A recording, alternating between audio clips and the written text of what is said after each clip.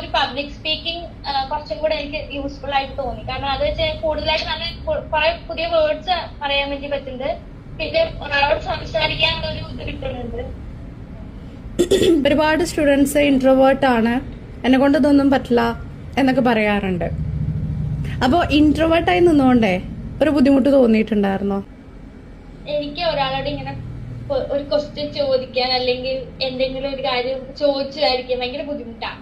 പക്ഷെ മാമിനോട് എനിക്ക് അങ്ങനെ തോന്നിയിട്ടില്ല. ഞാൻ എന്തെങ്കിലും ഡൗട്ട് ഉണ്ടെങ്കിൽ മാമിനോട് അപ്പൊ തന്നെ ചോദിക്കാം. എനിക്ക് ഭയങ്കര പേഴ്സണലി എനിക്ക് കണക്ട് ആവുന്ന ആൾക്കാരോട് മാത്രമേ ഞാൻ അങ്ങനെ ചോദിക്കാറുള്ളൂ.